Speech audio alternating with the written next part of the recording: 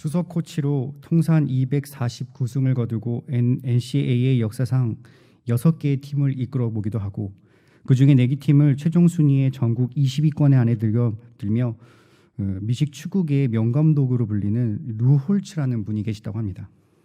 이분이 얼마나 유명한지 미국에서 링컨이나 루즈벨트와 같은 역대 대통령과 함께 미국이 존경하는 대상 중 한 분이시라 합니다. 한 번은 이분이 초대를 받아 자신이 팀이 이끌어온 경험을 토대로 이 승리의 공식이라는 주제로 연설을 하신 적이 있는데 10가지의 내용이 있는데 그 내용은 이렇습니다. 옳은 일을 하라. 최선을 다해라. 대접받고 싶으면 대접해라. 목표를 확고히 해라. 자기 역할을 받아들여라. 기본기를 강화해라. 자신을 믿어라. 남을 배려해라. 역경을 극복해라. 기죽지 마라입니다. 이 한 가지 한 가지가 참 다 어렵지 않습니까? 그러니까 결국은 그분이 하시는 말씀은 이러한 절제와 노력, 신념이 나 자신뿐만 아니라 남들에게 행해지는 모습을 통해 삶에 깊게 배일수록 그 사람은 승리자가 된다는 것을 바로 경험을 통해서 깨달았던 것입니다. 이렇게 승리의 공식을 만들고 이에 사람들이 열광하는 이유가 무엇이겠습니까? 그만큼 사람들은 승리에 갈망하기 때문입니다. 현대사회는 각기 국가체제와 이념이 다를 수는 있겠지만 결국 우리는 경쟁이 강제된 삶을 살아가고 있습니다. 결국 사람은 승자와 패자로 나뉘게 되어 있으며 누구라도 자신의 직장과 학교, 삶의 터전 가운데 승리의 길을 걸었으면 걸었지 패자의 길을 걷고 싶진 않을 것입니다. 왜냐하면 승리가 가져다주는 달콤함이 훨씬 더 크기 때문입니다. 승리한 삶은 많은 것들을 누리고 평안하고 편리하고 안정된 삶을 살아가지만 패배한 사람은 결국 고되고 지친 삶을 살아가는 것이 당연지사입니다. 실로 그의 삶이 질적으로 완전하게 달라지니 그야말로 누구나 다 승리의 길을 걸어가고 싶어 하는 것은 지극히 당연하지 않겠습니까? 그러나 오늘 본문의 예수님께서는 승리의 길을 가시는데 조금은 다른 길을 걷고 계십니다. 본문은 예수님께서 이제 유월절에 맞추어 예루살렘에 입성하시는 모습을 다루고 있습니다. 그 길은 많은 사람들의 환호와 대접, 그리고 낙이 타시는 모습으로 평소 때와 사뭇 달랐지만 예수님께서는 이미 이 길의 의미를 알고 계셨습니다. 이는 바로 고난의 길입니다. 이제 메시아로서 구원주로서 감당해야 할 고난이 있으셨음을 알았기 때문에 그때가 왔기 때문에 오르신 길입니다. 신성과 인성을 동시에 지나셨기 때문에 얼마나 그 마음이 힘드셨는지 후에 마태복음 26장 39절에 겟세마니 동산에 오르셔서 될 수 있다면 이 잔을 비껴나가게 해달라고 지나가게 해달라고 하나님께 기도할 만큼 참혹하고 고된 고난의 길이었습니다. 이는 왕이 걸어야 할 승리의 길이라 보기 어려웠으며 마치 패배의 길이라고 봐도 무방한 길이었습니다. 그럼에도 역설적으로 예수님께서는 이 고난의 길을 통해 오히려 승리자가 되셨음을 친히 본문을 통해 우리에게 보여주셨던 것입니다. 그렇다면 예수님께서는 어떻게 그렇게 하실 수 있었겠습니까? 저와 여러분은 이 고난의 주간을 통과하고 있는 이 시간 예수님께서 걸어가신 그 고난의 길이 어떻게 승리의 길이 되었는지를 함께 살펴보고자 합니다.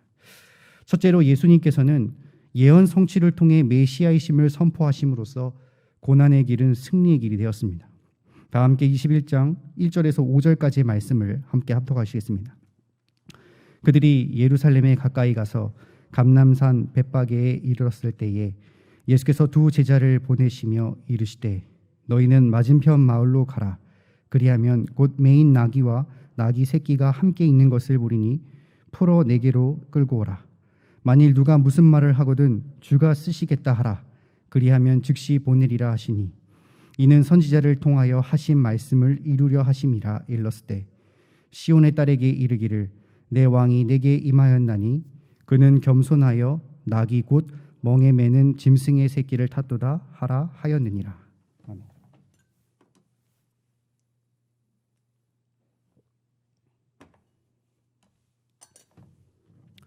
예수님께서는 이제 갈릴리에서 예루살렘으로 올라가시고 있었습니다.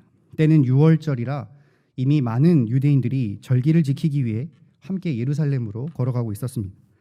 여리고를 지나 베단이 이르렀을 때에도 예수님과 함께한 그 일행의 수가 점차적으로 많아졌습니다. 그런데 예수님께서는 이 예루살렘에 입성하시는 그 가시는 때에 이전과는 사뭇 다른 태도를 보이셨습니다. 바로 제자들에게 나귀 새끼를 가져오라는 명령을 하신 것입니다. 심지어 그 나귀 새끼는 예수님 본인이 주인도 아닐 뿐더러 누구 것인지도 알 수 없는 상황임에도 불구하고 예수님께서는 주가 쓰시겠다면 보낼 것이라고 단언하게 명령하셨습니다. 당시 시대에는 왕이나 군대 지휘관이 전쟁에서 승리를 거두고 들어올 때에 지휘관이 말을 타고 선두에서 위풍당당하게 입성하는 것이 일반적인 것이었습니다. 그러니 예수님께서도 왕으로서 예루살렘에 입성하심을 보여준다는 관점에서는 크게 이상할 것이 없었습니다. 그러나 문제는 예수님께서 이전까지 보이셨던 태도와는 사뭇 달랐기 때문인 것입니다. 그전에는 사역을 하시며 병을 고쳐주신 후에 다른 이에게 말하지 말라라고 흔히 말씀하신 적 있으셨습니다. 한 번은 많은 무리가 와서 그를 억지로 왕으로 세울 때에 그들을 피하여 다른 곳으로 가시기도 했습니다. 그런데 이날은 주님 태도가 그와 정반대로 제자들을 시켜서 나귀 새끼를 가져오라고 명령하신 것이니 좀 이상하지 않겠습니까? 그럼에도 이런 정반대를 태도를 취하신 이유는 무엇이겠습니까? 이를 두고 예수님께서는 4절을 통해 선지자를 통하여 하신 말씀을 이루려 하심이라라고 하셨습니다. 이는 바로 구약에 쓰인 성경의 예언의 성취를 위함인 것입니다. 그리고 그 내용은 5절에 나타나는데 시온의 딸에 이르기를 내 왕이 내게 임하나니 그는 겸손하여 나귀 곧 멍에 매는 짐승의 새끼를 탔도다 하라 하였느니라 라고 하셨습니다. 여기 시온의 딸은 예루살렘을 전체를 뜻하는 말로서 그들에게 왕이 임한다라는 예언입니다. 즉 구약 전체에 증거하던 그들이 그토록 기다리던 메시아, 바로 그가 겸손히 나귀의 새끼를 타고 예루살렘에 입성할 것을 말하는 예언입니다. 그리고 예수님께서는 이 예언의 성취를 위해 나귀를 부르시고 타신다는 것은 곧 그 입성 때에 자신이 유대 왕이 되심을 만천하에 선포하신다는 뜻과 같습니다. 그동안 자신의 구속의 사역을 가져온 천국 구원에 대한 복음 전파의 시간과 당신의 몸된 교회를 설립하고 유지할 제자들을 훈련을 위해 그동안 메시아이심을 선포하시질 않았다면 이제는 때가 이르렀음에 만인이 보는 앞에서 그가 메시아이시고 구속주이심을 당당하게 나타내시기 위해 바로 나귀를 데려올 것을 명령하셨던 것입니다. 바로 이런 예언의 성취를 통해 나타난 모습은 예수님에게 고난을 예고하는 것입니다. 왜냐하면 이미 그를 시기하고 질투하며 해하라는 사람들, 즉 유대 제사장들과 로마 지도부들이 예루살렘에 너무나 가득하게 존재했기 때문입니다. 그들은 예수님의 이런 모습을 통해 자신들의 기득권이 뺏길 것을 우려했기 때문에 늘 주시했고 이러한 왕의 선포를 통하여 예루살렘에 향하는 길은 그야말로 고난을 예상할 수밖에 없는 길이 됩니다. 그러나 우리가 더 주목해야 될 사실은 무엇입니까? 바로 예수님께서 구약의 예언을 성취하신 메시아라는 것입니다. 구약에 증거한 이 메시아는 어떤 분이십니까? 하나님을 왕으로 표현하기도 하고 또 하나님의 군대 장관이라고도 표현이 됩니다. 구약에 또한 예수님께서 순환을 당할 것을 예언하지만 이러한 모든 것들을 끝내 자기 백성을 구원하여 영원히 승리하게 되실 분이라는 것을 명백하게 예언하고 있지 않습니까? 그러니 예수님께서 비록 고난의 길을 걸어 많은 고초를 겪으실지라도 그것으로 그치지 않고 끝내 승리의 길을 걷는 예언이 성취된 메시아이심을 오늘 본문을 통해 분명하게 선포하고 계신다는 것입니다. 이 최근 젊은 사람들 사이에서 유행하는 소설이나 만화, 영화를 본다면 단연코 이 과거로 회귀하는 판타지를 참 좋아하는 것을 볼 수 있습니다. 이는 그렇게 나이를 많이 먹지 않았음에도 불구하고 지난날 선택을 잘못했다라는 이 짙은 후회가 그들의 삶에 많이 깔려 있습니다. 그러니까 내가 알고 있는 이 확정된 사실, 그러니까 실패할 수가 없는 확정된 승리의 사실을 가지고 과거로 돌아가 마음껏 성공하고 싶어 하는 것이 요즘 세대들의 마음이라고 합니다.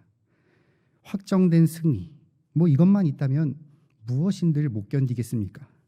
젊은 사람들이 그토록 목매시는 그 주식이 분명하게 오른다라고 확신한다면 그 주가가 곤두박질 치는 거에 마음 타는 사람 있겠습니까? 내가 확실한 진급과 성공 또는 대학에 진학이 보장만 되어 있다면 아무리 일을 또 학업을 고되게 하더라도 누구라도 참을 수 있을 것입니다. 아니 설령 국가의 존속을 건 전쟁이 일어나더라도 그 나라의 무조건적 승리가 보장돼 있다면 비록 전쟁으로 한때 그 삶이 피폐해져 고생할지라도 그 누구도 두려워하지 않는 것은 지극히 당연한 것입니다. 마찬가지로 성도는 바로 우리의 왕이시며 구원주 되시고 그리고 메시아 되시는 이 예수님이 계시는 한 결코 어떠한 패배도 없는 영원한 승리가 보장되어 있습니다.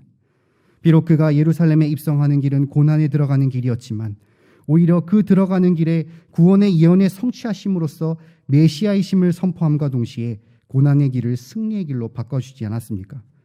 그리고 이런 왕 되신 예수님을 믿는 성도는 그저 그분을 따라가기만 해도 승리가 보장되어 있으니 어떠한 고난과 역경도 인내하고 감수할 수 있는 것입니다. 그러므로 우리는 이 확정된 승리를 바라보며 자기 몫에 있는 고난을 기꺼이 감당해야 합니다. 성도답게 우리가 해야 할 사명, 메시아이신 예수 복음을 전하는 구령운동과 주님의 몸된 교회를 섬기는 일에 감당하며 세상의 멸시와 비난이 따르고 삶의 피보로 느껴질 만큼 고통이 찾아온다 할지라도 이미 우리에게는 구원하셔서 승리케 하신 예수 그리스도와 계심을 멈추지 말고 계속 전진해 나가야 되는 것입니다. 주신 말씀처럼 구원의 예약을 성취하사 메시아로 선포하심으로써 고난의 길을 승리의 길로 바꿔주신 예수님처럼 확정된 승리가 우리에게 있음을 깨달아 오늘도 나에게 주어진 고난의 길을 끝까지 인내하고 감당하심으로써 끝내 승리의 길을 걸어가시는 경향의 성도들 되시기를 간절히 바랍니다.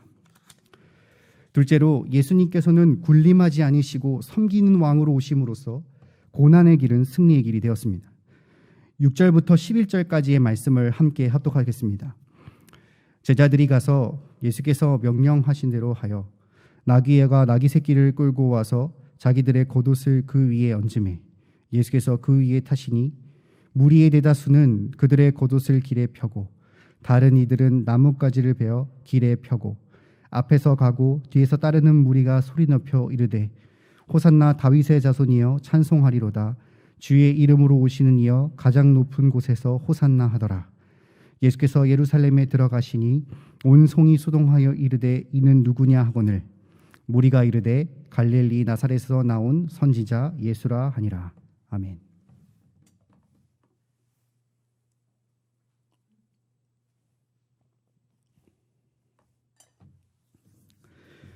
구약의 예언을 성취하신 예수님께서는 이제 본인이 어떠한 왕으로 오셨는지를 본문을 통해 보여주고 계십니다. 이는 당시 예수님께서 타고 가신 나귀 새끼만 봐도 알 수 있습니다. 당시 왕과 지휘관들은 예루살렘에 입성할 때 그 앞에 가장 서서 먼저 입성한다고 아까 얘기했었는데 그들이 타는 왕은 그야말로 그 누구도 범접하지 못할 크고 우람한 조랑말을 택하여 들어갑니다. 왜냐하면 당연히 위풍당당하고 멋진 모습을 보여주기 위함 아니겠습니까? 그런데 성인 남성이 이 조그만한 나귀 새끼에 앉아가는 모습은 그들이 생상하는 위풍당당의 전사의 모습이 아니라 오히려 남들이 보기에 조롱하기 쉬운 광대의 모습으로 상상할 수 있습니다. 이를 두고 앞선 5절에 설명하기를 그는 겸손하여 나귀를 타고 타셨다라고 하였습니다. 나귀는 평화로울 때 사용하는 짐승입니다. 그러니 이런 나귀를 타고 온다는 것은 곧 평화를 의미합니다. 곧 예수님께서는 겸손하시어 언제나 온유이자 평화의 왕이라는 사실을 오늘 본문이 알려주고 있다는 것입니다. 제자들의 명령에 따라 이 나귀를 끌고 왔던 제자들은 이 왕이신 예수님을 위해 자신들의 겉옷을 놓으며 최고의 존경의 표시를 했습니다. 그뿐만 아니라 수많은 무리들 또한 예수님을 인정하여 예수님이 걸어가시는 그 길에 자신의 하나뿐인 겉옷을 놓고 수많은 나뭇가지를 함께 던져 놓았습니다. 그리고 소리 높여 말하기를 호산나 다윗의 자손이여라고 찬양하였는데 이는 쉽게 말하면 원하건대 우리를 구원하여 주옵소서 다윗의 자손이여라는 뜻입니다. 이는 그들이 예수님을 자신을 구원할 메시아로서 굳게 믿고 경배와 찬양을 올려드린 말입니다. 이는 이후 예루살렘에 입성하신 예수님을 물어봤을 때 그 지칭하는 표현으로 한 번 더 묘사가 되는데 11절에 갈릴리 나사렛에서 나온 선지자라고 하였습니다.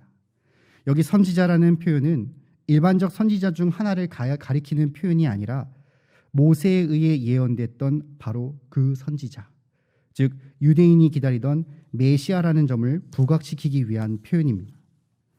그런데 선포하신 분과 경배하고 찬양을 올려드린 자가 똑같은 지칭, 그러니까 똑같이 메시아를 말하고 있는 것은 맞지만 문제는 그 메시아가 구원하시는 의미가 완전히 달랐다는 점입니다.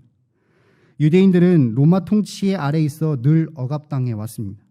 그러니 모세가 애굽으로부터 백성들을 출애굽시켜 한 나라를 건국하고 다윗과 같은 강성한 나라로 흥왕시킨 것과 같이 그들의 메시아관은 자신들의 나라를 이 로마의 압제로부터 구원해내어 강성한 나라를 이룩하는 것, 바로 그것이 그들이 기대하는 정치적 메시아관이었습니다. 한마디로 그들이 원하는 것은 세상을 발 아래 둔 군림하는 왕을 바랬던 것입니다. 그러나 예수님께서는 전혀 다르셨습니다. 예수님께서는 애초에 나귀 새끼를 타고 옴으로써 구약의 예언의 성취함과 동시에 겸손과 평화의 왕이심을 나타내셨습니다. 그리고 더 나아가 그들이 기대하는 형병과는 달리 실패라고 생각해도 무방할 정도의 모진 고난을 당하시고 끝내 십자가에 못 박혀 죽임 당하셨습니다. 그러나 이러한 고난의 길조차도 하나님께서는 사용하시어 그 피로 자기 백성을 정치적이 아닌 완전한 구속을 하셨으며 부활하여 승천하시어 승리의 주가 되셨습니다. 그러니 이렇게 낮고 낮은 겸손한 모습으로 고난을 감내하고 남을 섬기어 구원하시는 섬기는 왕으로서 그는 영원한 승자가 됐음을 본문은 증거하고 있다는 것입니다. 1821년 5월 5일 저녁에 유명한 정복가 나폴레옹 보나파르트가 이 세인트 헬레나는 섬에서 유배하다가 사망한 시기라 합니다. 나폴레옹을 모르시는 분이 누가 있겠습니까? 그런데 그가 죽기 전에 유언의 메시지를 자신이 부하인 버틀러에게 남겼는데 그것은 예수님에 대한 메시지였다고 합니다. 그가 말하기를 나는 칼로 세상을 지배하려고 했지만 결국 실패하고 말았다. 그러나 예수 그리스도는 오직 사랑으로 온 세계를 점령하였다라고 말하고 죽었다 합니다. 과거부터 오늘날까지 많은 권력자들은 힘으로 세상을 지배하려고 했고 거기에 따르는 많은 무리들은 열광했습니다. 그러나 모두 다 실패하였습니다. 유한한 삶을 사는 사람은 아무리 정복지 진행 중이라 할지라도 결국 죽음은 실패할 수밖에 없는 존재입니다. 그러나 우리 예수님께서는 그들과 달리 군림하지 않고 오히려 가장 낮고 낮은 겸손의 모습으로 오셨습니다. 그리고 세상은 흉내낼 수 없는 그야말로 사랑으로 온전히 섬기셔서 자기 목숨을 십자가에 못 박혀 달리시는 이 십자가 대속의 사건으로 우리를 구원하셨던 것입니다. 그리고 이러한 구속사는 계속해서 진행되고 있으며 끝내 다시 오신 날의 영원한 승리자이자 심판주로 오실 것입니다. 그러므로 우리는 우리를 위해 자기 목숨까지 내어 섬기시고 구원해 주신 예수님을 위해 기꺼이 고난을 감수하고 감당해내야 되지 않겠습니까? 간혹 제가 신방하다 보면 자신의 이 신앙과 봉사 또는 신앙 내력을 가지고 자부심을 굉장히 갖고 계신 분들이 계십니다. 물론 그러한 신앙의 자부심을 갖는 것은 좋은 일입니다. 그런데 문제는 이게 너무 강하다 보니 남들에게는 관심이 없고 나 자신에게 집중하게 됩니다. 그러니 복음 전파에는 관심이 전혀 없고 그저 자기 신앙을 지키는 것에 급급하는 모습을 보며 때로는 오히려 세상 사람들을 불쌍히 여기기보다는 죄인으로서 멀리할 대상으로 바라봅니다. 이는 결코 예수님이 원하는 일이 아니지 않습니까? 제가 아는 한 집사님은 정말 365일 늘 전도 대상자를 체크하시고 쉬지 않고 찾아가십니다. 항상 어떤 분은 수개월부터 어떤 분은 1년이 넘는 날까지 늘 찾아가 도움이 필요한지 물어보고 또 상담할 거 상담해주고 먹을 거 있으면 가져다 주며 그때마다 꼭 복음을 전하고 이 경양교회를 소개합니다. 그리고 끝내 그분들을 교회로 많이 데려오고 오십니다. 하루는 이렇게 늘 하시는 모습에 힘드시지 않냐고 제가 여쭤봤더니 도리어 이것이 예수님께 구원받은 제 기쁨이고 즐거움입니다라며 환하게 웃으시는 모습이 제 머릿속에 잊혀지지 않습니다. 우리는 예수님께서 자기 목숨에 십자가를 바쳐 우리를 섬기셨듯이 남을 섬길 줄 알아야 합니다. 남을 위해 섬겨도 알아주지 않고 좋지 못한 결과가 나올지 모르는 고난의 연속이라 할지라도 끝까지 낮고 낮은 겸손의 모습, 온유와 평화의 모습인 예수님처럼 그들을 섬길 때 결국 함께 천국 시민이 되는 승리의 축복을 체험하게 되는 것입니다.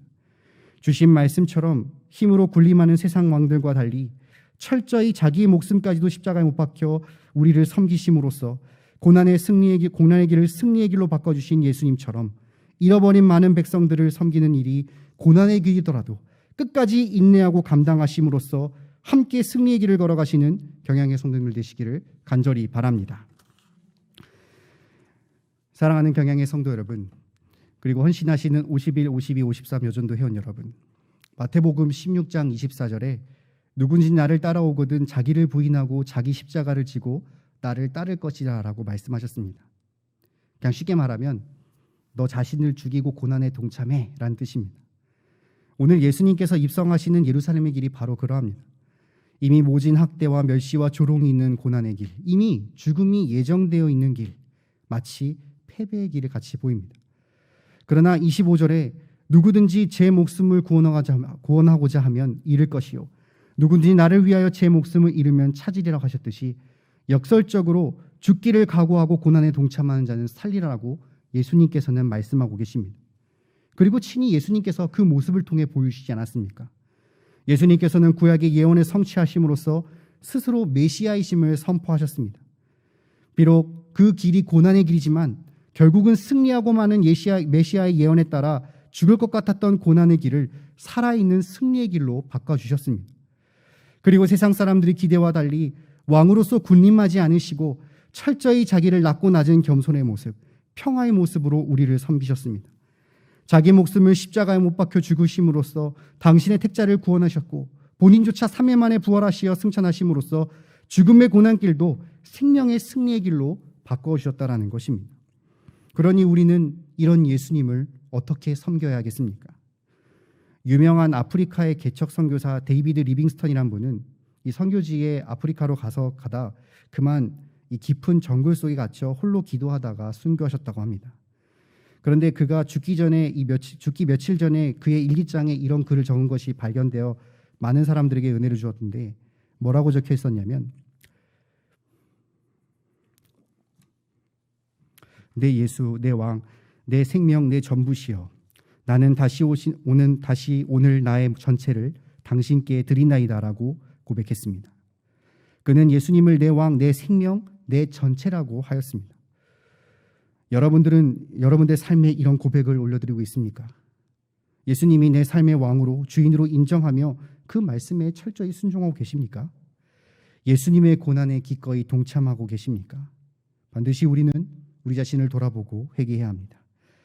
구약의 성취를 통해 메시아이시자 자기 목숨을 바쳐 섬기시어 승리하신 예수 그리스도처럼 오늘도 나에게 주어진 십자가를 짊어지고 그 사명을 감당함으로써 이 땅에서 겪는 모진 고난의 길이 끝내 승리의 길로 완전히 바뀌는 체험을 통해 온전히 내 삶에서 예수님을 왕으로 구주로 온전히 섬기시는 경영의 모든 성민을 되시기를 주님의 이름으로 축원합니다.